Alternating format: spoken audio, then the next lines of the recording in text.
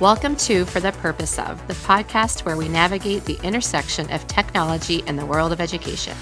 I'm Katherine. I'm Keith. And I'm Sarah. And as we're recording this, we know that many of you are heading back to your classrooms and getting ready for your first days with students. We also know that starting out the school year can be really challenging. While you and your students are both very excited for the potential that a new school year holds, there's a lot of work that goes into setting the stage to get the year off on the right foot. So today we'll be talking about some practices that can help you start the year out right and head into the school year with a positive spin. So keeping that in mind, we're going to start off first with our little introductory question where we like to kind of pose something, kind of get our conversation going, usually not related to what our content is going to be about for the day. But it's just something fun, and it usually sparks ideas among our listeners. So our question for today is, what is the most unusual or unexpected item that you keep in your bag or your workspace? So I'll start us off in my office cube area. I think that's where I'll focus on because my bag is just purely functional, other than it just collecting a lot of junk over time. I have if you know me, you know I have a love of sloths. I have a sloth tape dispenser that has sloth tape in it. As one would. Double sloth. Double sloth. I also have some Funko Pops of myself because when we went to California, I was able to make a custom Funko Pop. But then I don't think I know what that is. Like those characters with the big head on the small body. Oh, yeah. But then when we went to the Funko store and I made that, I, of course, had to get one of Lin-Manuel Miranda from Hamilton. And then I also have one of Jamie and of Claire from Outlander because I'm a little obsessed. But I think my pride and joy of what I have at my desk is my screaming goat. So if you push on it, it screams like the goat from, I think it was from The Grinch, the movie where there was the screaming goat in it. I love it. It's perfect for those days in the office that are super quiet. Yes. I'm not going to even try and replicate it, but. Why not? How about you, Keith? Well, interestingly, Sarah, all of your quirky things have made their way into my area. Yes. I believe and this is awkward to say out loud, but I have a poker chip of Sarah's face at my desk. I'm not exactly sure how those came to be, but Sarah, naturally. Yeah. Sarah one day brought me a poker chip with her face on it. She also brought me a baseball card of a famous geocacher. If you didn't realize, there are baseball cards for famous geocachers out there, and I now have one at my desk. Yes. Display it proudly. Absolutely. I also have a Kermit the Frog Lego and a Groot bobblehead. That one's not from Sarah. Okay. That actually is from my very first 3D printing experiences. I learned how to do all that, and I printed myself a little bobblehead that looks like Groot. I did not even realize that was 3D printed. Yeah. I didn't either. Yeah. Did you paint fun. it? Nope. I should have. Oh, wow. No, it looks good. Yeah. Nice. Well, my work area is relatively new. However, it did not take long before I ended up with a plethora of bubbly under my. Normally I have like cases of bubbly in my workspace because I go through it so much. I had students when I was teaching, they used to bring me, like when it was my birthday, they bring me cases of bubbly. And if I didn't have one in my hand, there was something wrong. So it's kind of funny. In addition, I don't know, I seem to be collecting these, like you, Keith, you have your 3D Groot. I have these 3D shapes that are kind of growing in number along my shelf. Every time I print one out, I just stick it on the shelf, and it's kind of funny. And then, in addition to the Lego succulents that I have in the corner. But other than that, it's pretty mellow and chill. The Lego succulents are nice.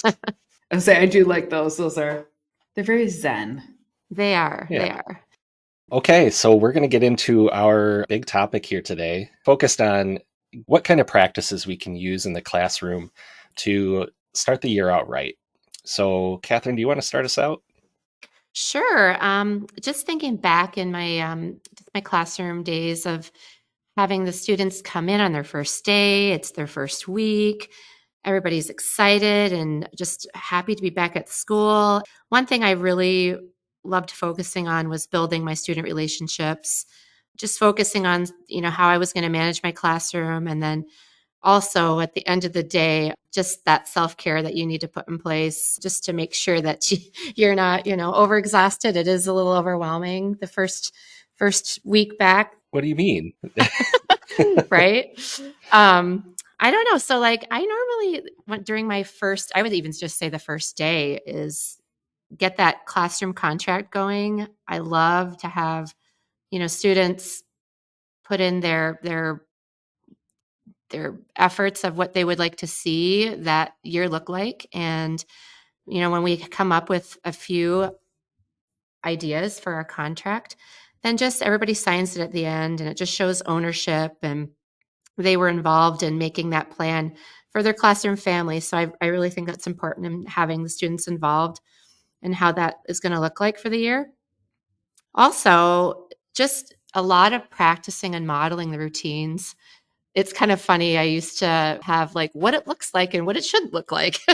So, of course, we always start with, is this what this type of behavior should look like? And of course, you're going to get giggles and, just a lot of fun interaction there. And then, of course, who can demonstrate what this is supposed to look like? So, just a lot of practicing and modeling those algorithms. And Like what's one of those routines?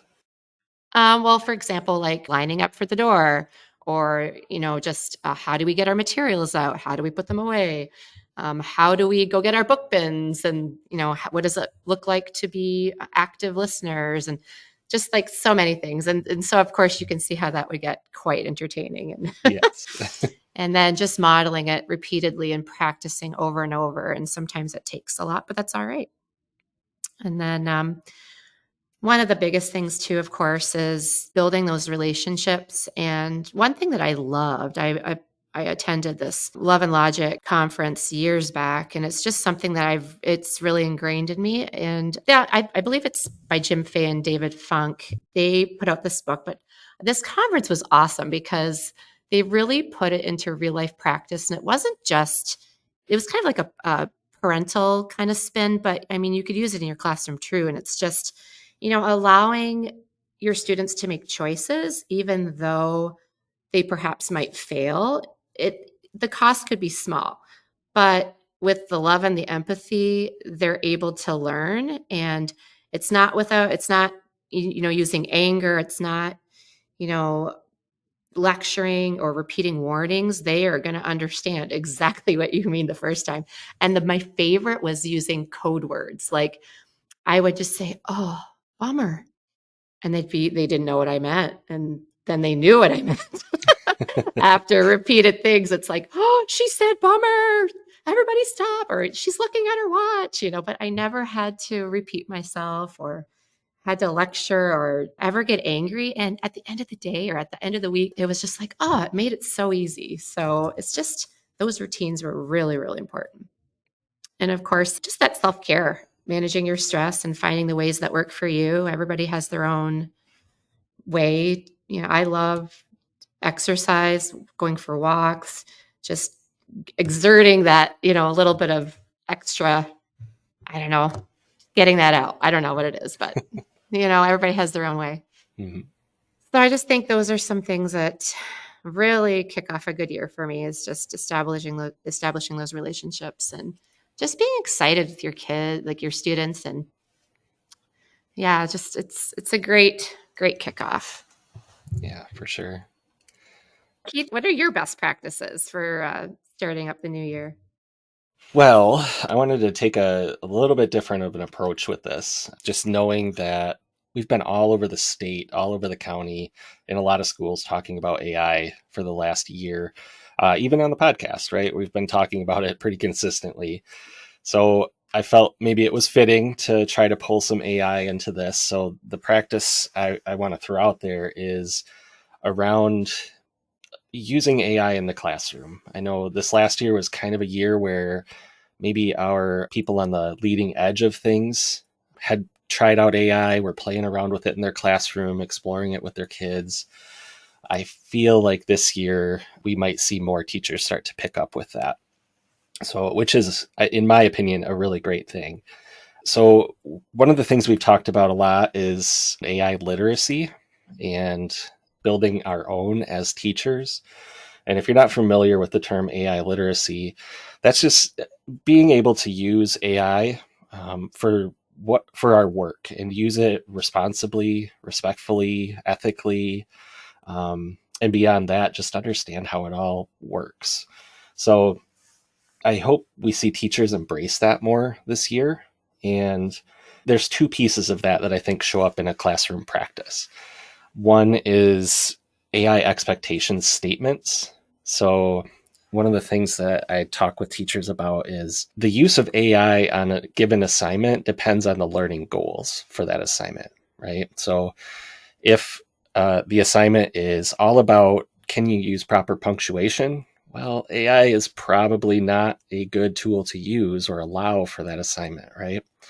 But in other cases where we want to see a student's thought process, and maybe they have a learning disability where they can't actually get those thoughts out of their head into writing, maybe a tool like a chat GPT that can help them write based on different bullet points or different ideas that are circulating in their head, maybe that's acceptable, right? Maybe that's an allowable use for that AI. So what I've been talking to teachers about is at the top of any assignment that you have that you're giving out to students, include just a little bit of a, here's how AI can be used on this assignment, or here's how AI can't be used on this assignment. Just explicitly say that so that students know where that boundary line is, and it helps them build their own AI literacy, right? That they find those ethical boundaries easier if it's explicitly taught to them. So that's one way I think AI can show up. The other one is using AI as a teacher to kind of breathe new life into lessons. One thing that AI is really good at is being able to generate a bunch of ideas about things. So those lessons that if you've taught for a few years, which lessons are typically not awesome, the students don't engage as much, or just seem to fall flat each time you try. Leverage some AI to see if it can generate some new ideas, some new materials that you could try with your students. And just, like I said, breathe new life into those lessons and just, make them more engaging. Our students need that. So those are my two practices. I say, Keith, I like how you said that though too, because it brought me back to the thinking that we always talk about with when we present about AI is that 80-20 rule. Use it for 80% of your work or idea generation or something like that, but then use that other 20% of that human element to, put a human spin on it, know your audience kind of thing, all those things that AI can't do, maybe yet. Yeah. But yeah, no, I think that's great. So kind of thinking about the start of the school year, for most of my career, I've primarily worked with teachers as at the forefront, always supporting students. And I was in the classroom for some time too, but no matter what aspect I was taking, it was always all about relationships at the beginning. And I was big on that, but especially when I was in the classroom, I cannot stress enough, especially at the beginning, of the power of play, because I think there's so much learning that takes place through play, and you don't always see that present in a lot of classrooms, but there's so much that you can observe as the teacher and take in about how students work together, what do they do when they get frustrated, but they're not necessarily coming at it from that same respect as you are. So as an educator, you're taking in a lot of information around their students and about how they work together and that. And I love doing some of those activities that just promote peer-to-peer connections or even, teacher-student connections, but also really challenge critical thinking, because I think that tells a lot about students. Another thing I like to do, I think that first week, I never really did anything that I would say is content forward because I was very focused on those relationships. And so trying to take some of those things that are hard for students and make it fun. So it made me think of I know critical thinking is hard. Students often get frustrated easy and want to give up. And one of the most, I think, successful activities I did was actually in COVID of all times was I called it Raid My Desk. And so I created in a Google slide like a visual representation of my desk. And I tried to put actual images of things that were on my desk to click around for them to click around, find out. And then I had a Google form that they filled out like, what do you think this means about Mrs. Wood? Or things like that. Or I put like my favorite snacks on there. So like, what is Mrs. Wood's favorite snacks? But it was just interesting because then when I did see them in person, it was like they knew about me already. I love that. Yeah, that was a fun one. And the last example I'll share here too, because I just came across this recently, and I was talking to Catherine about this recently too, is I self-admittedly horrible with remembering names.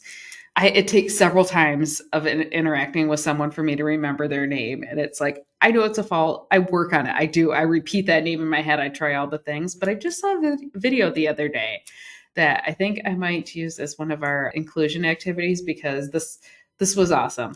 The teacher was a high school teacher, and she was talking about how on the very first day, she let students sit wherever they want. So she can easily kind of see she was, high school teacher. So who's friends with who or whatever. Mm-hmm. But when you're remembering 150 to 200 names, because they're all new students for you, like that's a lot for a teacher. Like I would not thrive in that part. It would take me a long time to be able to do that.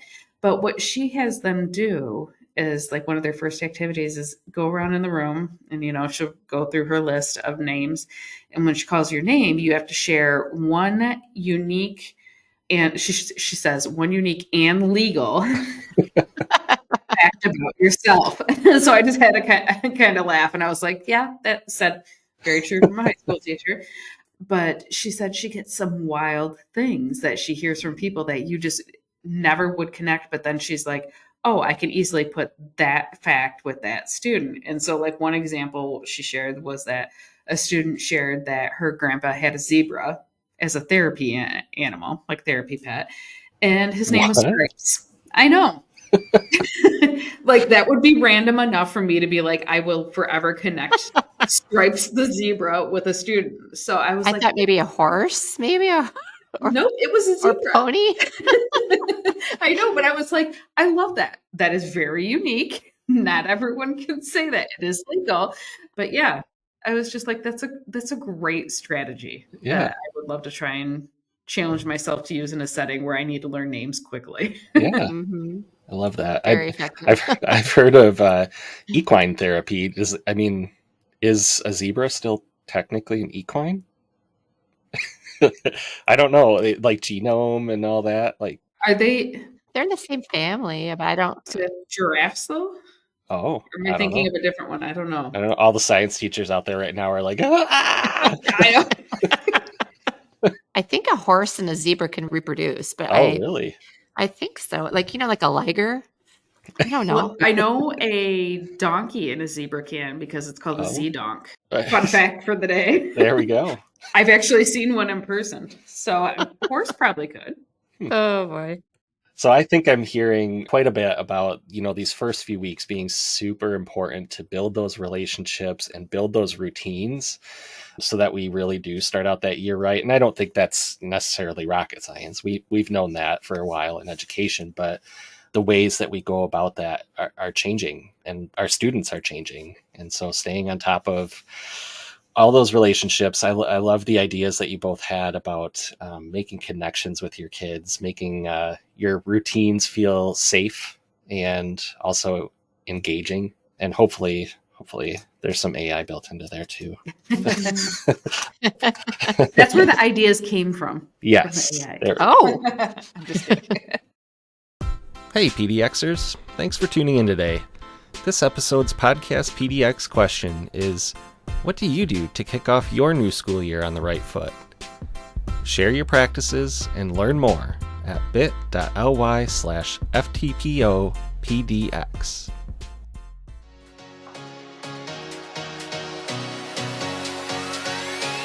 Are you ready to dive deeper into the world of computer science? The Michigan Department of Education, CS for Michigan Collaborative, and McCall are teaming up to bring you a unique learning experience. Join us for 2 days of focused learning, networking, and hands-on tinkering at the CS for Michigan event. Discover the latest trends, explore K-12 CS standards, and connect with educators from across the state. From breakout sessions, in-depth workshops, to inspiring keynote speakers, there's something for everyone. Mark your calendars for October 3rd and 4th at DeVos Place in Grand Rapids, Michigan. Don't miss this opportunity to expand your CS knowledge and make a lasting impact on your students.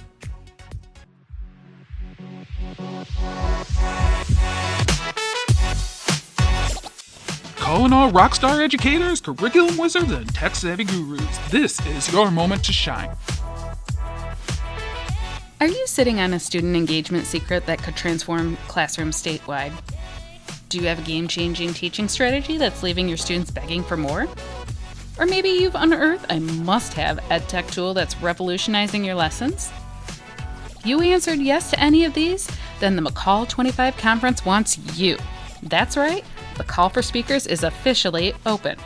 This is your chance to step into the spotlight, share your expertise, and inspire a whole new generation of educators. Imagine the impact you can make. Sharing your knowledge at McCall 25 could empower countless educators and transform classrooms across the state. So don't wait. Submit your speaker proposal today and be a part of something truly amazing. Head over to mccallconference.org to apply. That's mccallconference.org.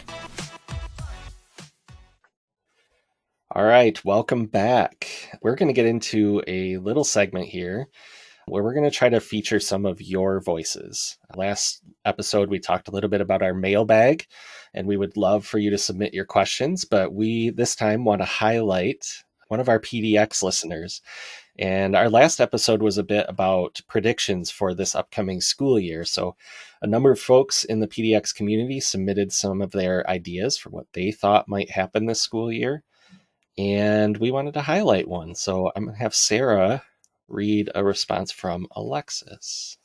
So Alexis said, I predict that schools and districts are going to put in place initiatives that focus on improving family engagement and authentically involving families in school decision making. And when I read that, I was like, wow, that's kind of powerful there. And she also said that I also predicted that more districts and schools will take up the mantle of creating inclusive schools and classrooms. And so just hearing that inclusivity and that family aspect, like, I think it just brings it to that classroom dynamic to the next level. That is where I went when I read that. And I'm very curious on how it could look by increasing that family engagement, like during the school day and involving families, just knowing how many working parents are out there. But I think it can be a game changer if we're able to make it work. Yeah. I know we all have school age kids, right? And so we play the parent role too. And I'm sure you guys have experienced the same thing, that like there are really great ways that our schools involve us. And there's other ways that it's like, oh my gosh, I can't keep up with this, or this doesn't make sense to me.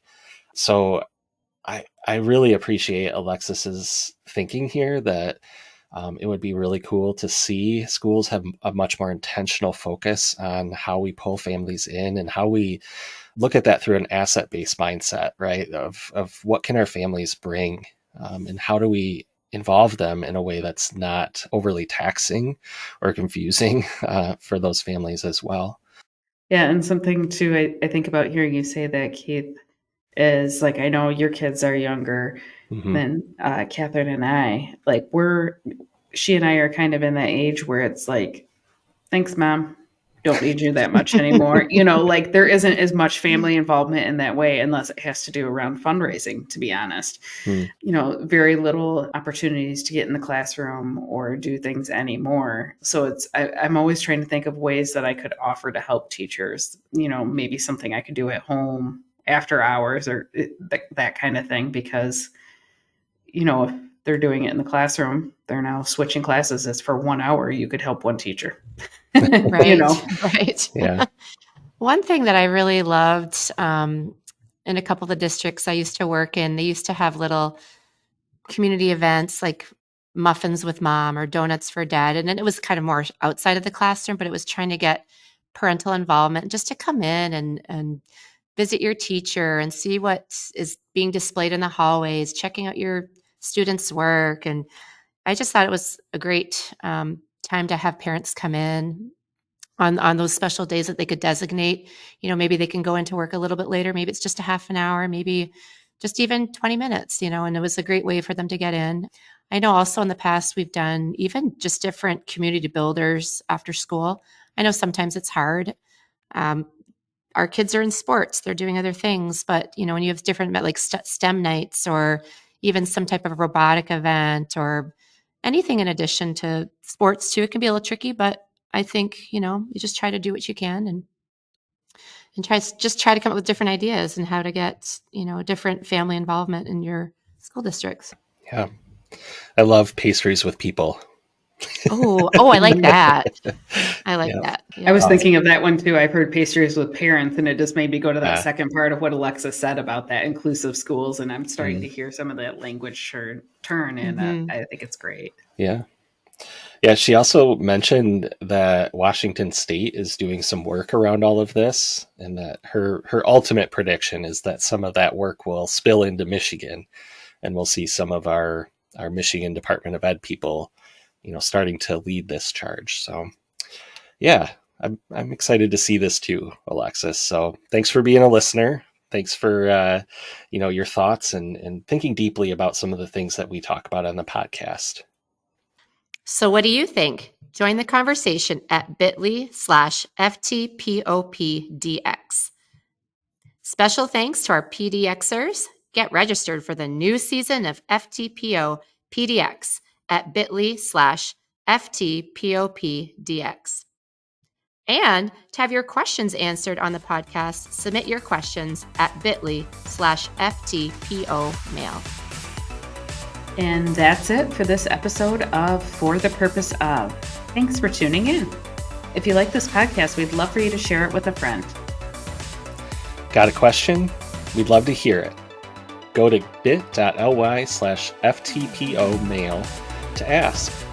You can reach out and find all things EdTech at bit.ly/IamEdTech. We'll catch you next time on For the Purpose Of. This podcast is a service of Kent ISD, produced by Keith Tramper, Sarah Wood, and Katherine Fredrickson. Edited by Keith Tramper. Our theme music is Neon Nights by Scott Holmes Music, and our ad music is Vienna Beat by Blue Dot Sessions. From Mipos, Balkipatokumus, from Mipos. What? Perfect Strangers? Yeah. Oh, With Larry? Was it Larry? Cousin Larry.